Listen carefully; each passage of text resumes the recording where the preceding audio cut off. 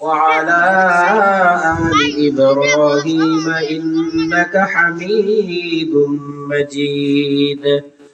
اللهم بارك على محمد وعلى آل محمد كما باركت على إبراهيم وعلى آل إبراهيم إنك حميد مجيد.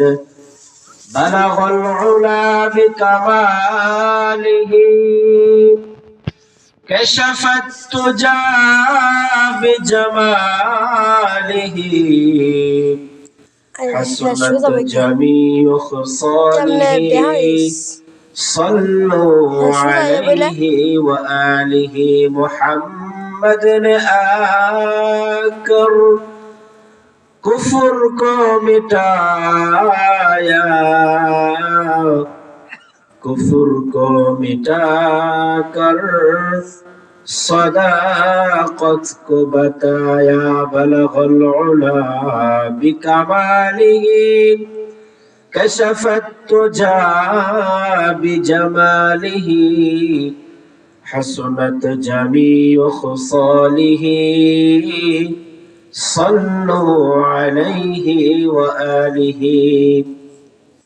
আলহামদুলিল্লাহ, আল্লাহ রাব্বুল আলামিনের দরবারে অসংখ্য অগণিত শুকরিয়া যে মহান মালিক আমাদেরকে আজকে আমির হাজীবাড়ি জামে মসজিদ শিবরামপুর চকপাড়া ফুলবাড়িয়া ময়মনসিংহ এর উদ্যোগে দ্বিতীয় বার্ষিক ইসলামী মহাসম্মেলনে আসার বসার তৌফিক দান করেছেন।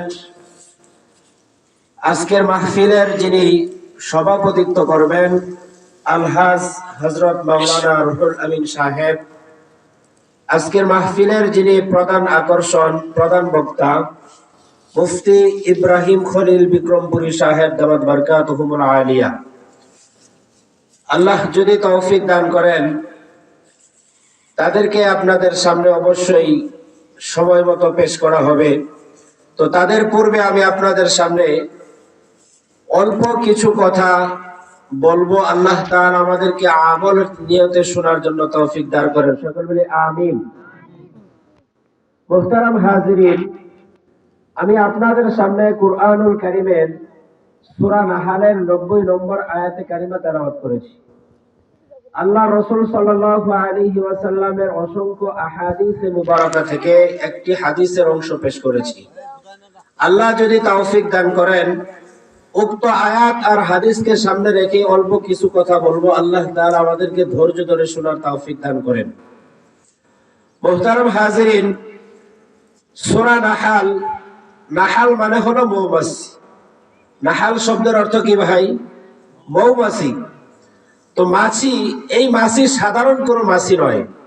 আল্লাহ রাব্বুল আলামিন পৃথিবীতে প্রায় 18,000 মাখলুকাত তৈরি করেছেন।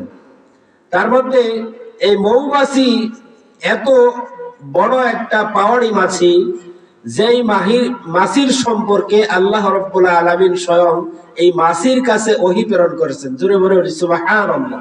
সুবহানাল্লাহ। মাছির কাছে কি করেছেন? আল্লাহ তাআলা ওহী প্রেরণ করেছেন যে ওয়াআউহা রাব্বুকা ইলান নাহলি আনিত্তাখিযি মিনাল জিবালি বুয়ুতা। আল্লাহ রাব্বুল আলামিন মাছির কাছে ওহী প্রেরণ করেছেন এবং আল্লাহ তাআলা এই মাছিকে এমন শক্তি দান করেছেন যে আপনারা দেখবেন যে মাছি যেই জায়গায় ঘর বানায়, মাছি যেই জায়গায় ঘর বানায়, ঘর তৈরি করে, এই জায়গাটার মধ্যে মাছি যেভাবে ঘরটা তৈরি করে, ঘরটা এত সুন্দর হয় যে প্রত্যেকটা থাকগুলা একেবারে পুঙ্খানুপুঙ্খানুভাবে প্রত্যেকটা সমান থাকে, কোনো একটা ব্যতিক্রম হয় না। আবার আল্লাহ রাব্বুল আলামিন বলেন এই মাছিদ্বয়কে আমি এমন পাওয়ার দিয়েছি যে পাওয়ারের কারণে এই মাছিগুলা তার বাসা থেকে অনেক দূর পর্যন্ত মধু সংগ্রহ করার জন্য যায়, মধু সংগ্রহ করে আবার ঠিকভাবে তার বাসায় পৌঁছে যায়। সুবহানাল্লাহ। মাছিগুলো আবার কি করে? তার বাসায় পৌঁছে যায়। এটা কে করেন? আল্লাহ রাব্বুল আলামিন করেন। আল্লাহ এই শক্তি মাসিকে দান করছেন।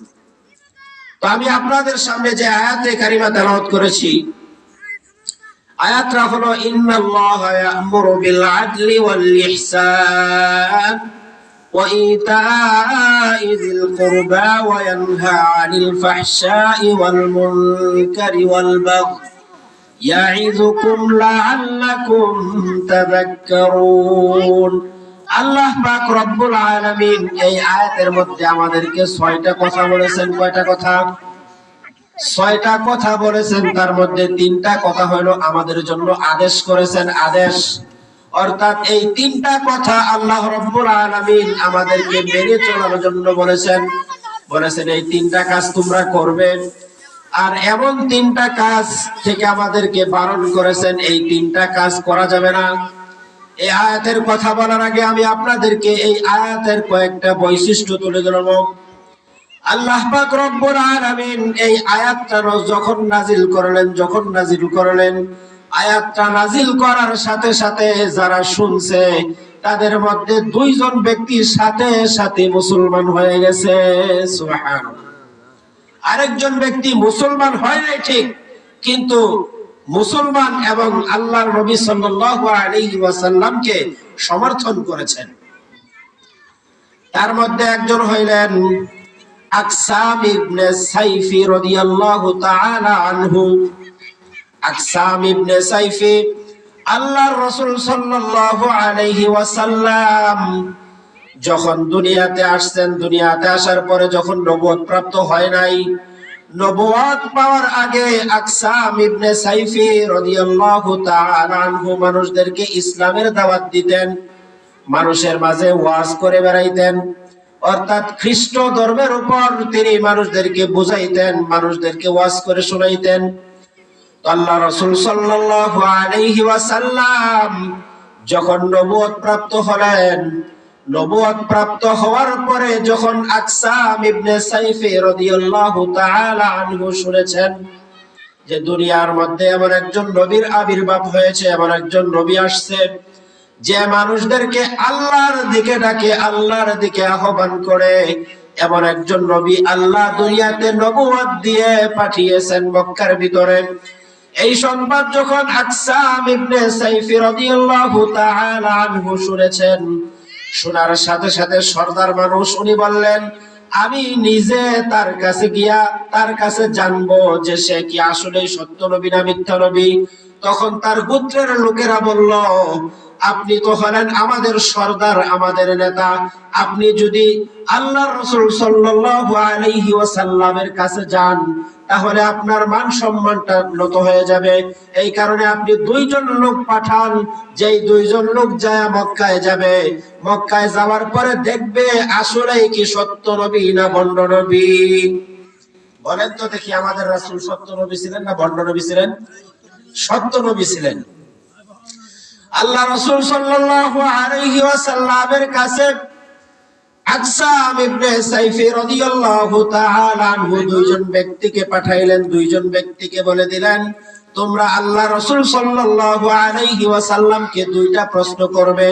একটা প্রশ্ন হলো মান আনতা ওয়া মা আনতা, বলে যে মান আনতা তুমি কে, ওয়া মা আনতা এবং তুমি কি। এই 2টা প্রশ্ন দিয়ে আল্লাহর রাসূল সাল্লাল্লাহু আলাইহি ওয়াসাল্লামের কাছে যখন পাঠিয়ে দিলেন, আল্লাহ রাসূল সাল্লাল্লাহু আলাইহি ওয়াসাল্লামের কাছে দুধজয় গিয়ে বললেন, ওগো আল্লাহর রাসূল, আপনি তো রাসূল দাবি করেন, তবে আমরা আকসাম ইবনে সাইফি রাদিয়াল্লাহু তাআলা আনহুর কাছ থেকে আপনার কাছে আসছি। আপনি সত্য নবী না মিথ্যা নবী এটা যাচাই বাছাই করার জন্য। আল্লাহ রাসূল সাল্লাল্লাহু আলাইহি ওয়াসাল্লাম বললেন, তোমাদের যদি কোনো প্রশ্ন থাকে তাহলে তোমরা আমাকে প্রশ্ন করতে পারো। বলে যে আমাদেরকে আমাদের সরদার 2টা প্রশ্ন শিখাই দিয়েছেন। একটা হলো মান আনতা, আপনি কে, মান আনতা আপনি কে। আল্লাহ রাসূল সাল্লাল্লাহু আলাইহি ওয়াসাল্লাম বললেন, আনা আব্দুল্লাহ ইবনে মুহাম্মদ, আমি হলাম আব্দুল্লাহর ছেলে মুহাম্মদ। ওয়ামা আনতা এবং আপনি কি, বলে যে আমি হলাম আল্লাহর প্রেরিত একজন বান্দা এবং রাসূল। সুবহানাল্লাহি ওয়া বিহামদিহি। এই কথা যখন ওই আগন্তুক ব্যক্তিরা শুনছেন, শোনার সাথে সাথে ওনারা বাড়ি ফিরে যাচ্ছেন। আল্লাহ রাসূল ডাক দিয়ে বললেন যে দাঁড়াও, তোমরা তো চলেই যাচ্ছ, তোমাদেরকে আমি একটা আয়াতে কারিমা তেলাওয়াত করে শোনাই দেই, যে আয়াতে কারিমাটা তোমরা তোমাদের সরদারের কাছে গিয়ে বলবে। আল্লাহ রাসূল সাল্লাল্লাহু আলাইহি ওয়াসাল্লাম ওই ব্যক্তি দুইটাকে বলে দিলেন, ইন্নাল্লাহা ইয়া'মুরু বিল আদলি ওয়াল ইহসান ওয়া ইতা'i যিল কুরবা ওয়া ইয়ানহা 'আনিল ফাহশাই ওয়াল মুনকার ওয়াল্লাহু ইয়া'লামু মা কুনতুম তা'মালুন। আল্লাহ রাসূল সাল্লাল্লাহু আলাইহি ওয়াসাল্লাম যখন এই আয়াতে কারিমা তেলাওয়াত করলেন, তেলাওয়াত করার পর ওই দুইজন ব্যক্তি বলেন, ইয়া রাসূলুল্লাহ, ইয়া হাবিবাল্লাহ, আপনি আয়াতটা আমাদেরকে আরো কয়েকবার শুনাইয়া দেন। আয়াতটা যখন আল্লাহ রাসূল আরো কয়েকবার শোনালেন, ওই দুইজনের এই আয়াতটা মুখস্থ হয়ে গেল। মুখস্থ হয়ে যাওয়ার পর আব্দুল্লাহ আকসাম ইবনে সাইফি রাদিয়াল্লাহু তাআলা আনহুর কাছে গিয়ে বললেন যে আমরা রাসূলকে প্রশ্ন করেছিলাম, ওগো আল্লাহর রাসূল, মান আনতা ওয়া মা আনতা, বলে যে আপনি কে এবং আপনি কে। এই প্রশ্ন করার পরে আল্লাহ রাসূল সাল্লাল্লাহু আলাইহি ওয়াসাল্লাম আমাদেরকে উত্তর দিয়েছেন, বলে যে আমি একজন আব্দুল্লাহর ছেলে মুহাম্মদ, এবং আমি হলাম আল্লাহর প্রেরিত একজন রাসূল এবং বান্দা। এই কথা বলার পরে আল্লাহ রাসূল সাল্লাল্লাহু আলাইহি ওয়াসাল্লাম আমাদেরকে একটা আয়াতে কারিমা শোনাইছেন। বলে যে কি আয়াত? বলে যে ইন্নাল্লাহা ইয়া'মুরু বিল আদলি ওয়াল ইহসান ওয়া ইতা'i যিল কুরবা ওয়া ইয়ানহা 'আনিল ফাহশাই ওয়াল মুনকার ইয়াইদুকুম লাআল্লাকুম তাযাক্কারুন। এই আয়াতে কারিমা যখন আকসাম ইবনে সাইফি রাদিয়াল্লাহু তাআলা আনহু শুনছেন, শোনার সাথে সাথে উনি সাক্ষ্য দিলেন, এই আয়াতটা যেই নবীর উপর নাজিল হয়েছে, এই নবী কখনো মিথ্যা নবী হইতে পারে না। এই নবী কখনো মিথ্যা নবী হইতে পারে না। উনি সাথে সাথে ওনার গোত্রের যারা ছিল তাদেরকে সহ উনি নিজেও মুসলমান হয়ে গেছেন। বলি না সুবহানাল্লাহ। এমন ভাবে উসমান ইবনে মাযউন রাদিয়াল্লাহু তাআলা আনহু বলেন, আমি আমার গোত্রের লোকেদের সাথে মুসলমান হয়েছিলাম, কিন্তু মুসলমান হওয়ার পরে আমার মনের ভিতরে একটা অশান্তি ভাব ছিল যে আমি মুসলমান হয়ে ঠকলাম নাকি আগে যেই ধর্মে ছিলাম ওই ধর্মে আমার ঠকাবাজি ছিল। এটা উসমান ইবনে মাযউন রাদিয়াল্লাহু তাআলা আনহুর মনে সায় দিতেছিল যে আমি আসলে ইসলাম গ্রহণ করলেই ভালো করলাম নাকি আগের ধর্মেই ভালো ছিলাম। এরকম ভাবে একদিন তিনি মনস্থ করলেন, রাসূলের কাছে গেলেন।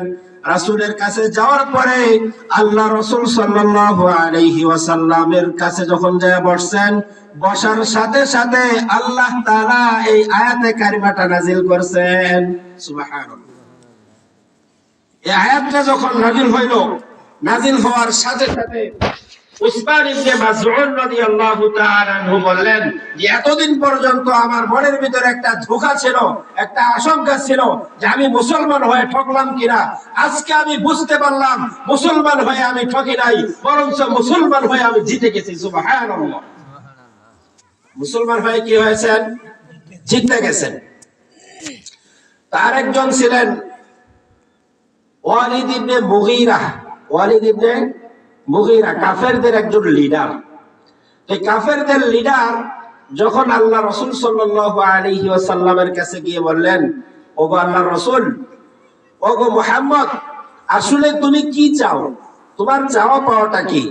যদি তুমি সুন্দরী নারী চাও তাহলে আমরা মক্কার মধ্যে যাচাই বাছাই করে সবচাইতে সুন্দরী যে মহিলা ওটাকে তোমাকে বিয়ে দিয়ে দেব।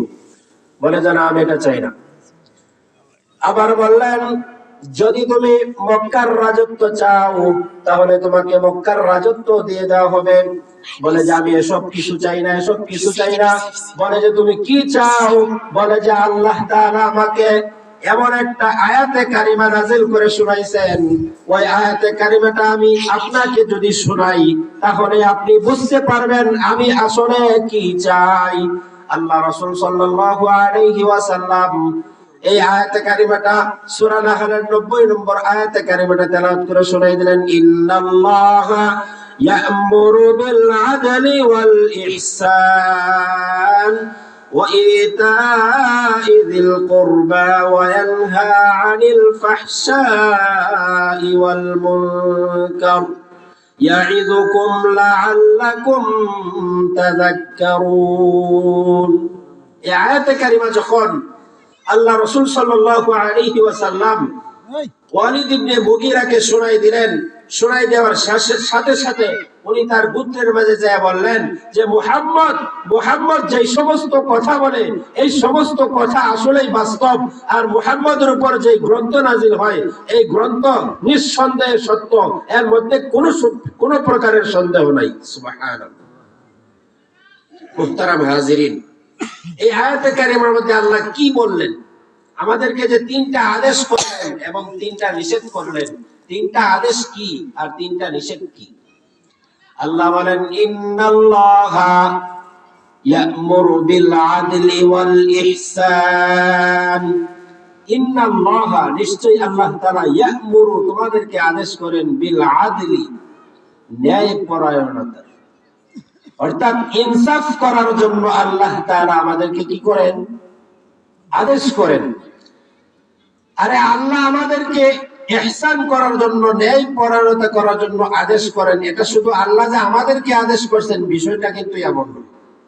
মূলত আল্লাহ নিজে আগে ন্যায় পরায়ণতা অবলম্বন করছেন বান্দাদের উপর, তারপরে আমাদেরকে বলছেন যে তোমরাও কি করো? মানুষের সাথে ইনসাফ করো, আদল করো। এই জন্য দেখবেন, এই যে আমরা বলি আদালত, আদালত কোন জায়গা থেকে আসছে? আদেল থেকে আদালত আসছে। আদালতের মধ্যে মানুষ যায় বাদী বিবাদের মীমাংসা করার জন্য। আর দেখবেন আদালতের মধ্যে একটা দাড়িপাল্লা থাকে, ছোট্ট একটা দাড়িপাল্লার ছবি থাকে। ওই দাড়িপাল্লার ছবিটা এরকম সমান ভাবে থাকে, যাতে করে বোঝা যায় যে আদালতে যারা আসবে, বাদী বিবাদে যারা আসবে, তাদেরকে এরকম মিলাই দেওয়া হবে, সমান সমান করে দেওয়া হবে। আল্লাহ তাআলা আমাদেরকে এরকম ভাবে আদেল হওয়ার আদেশ দেন, আর আল্লাহ নিজেই আদেল। এক আয়াতে কারিমার মধ্যে আল্লাহ বলেন, সূরা জুমারের, ওয়াসিকাল্লাযীনা কাফারু ইলা জাহান্নামা যুমারা হাত্তা ইযা জাউহা ফুতিহাত আবওয়াবুহা وقال لهم خزنتها ألم يأتكم رسل منكم يتلون عليكم آيات ربكم وينذرونكم لقاء يومكم هذا। আল্লাহ রাব্বুল আলামিন এই আয়াতে কারিমার মধ্যে তিনটা গুরুত্বপূর্ণ জিনিস আমাদেরকে বুঝিয়েছেন।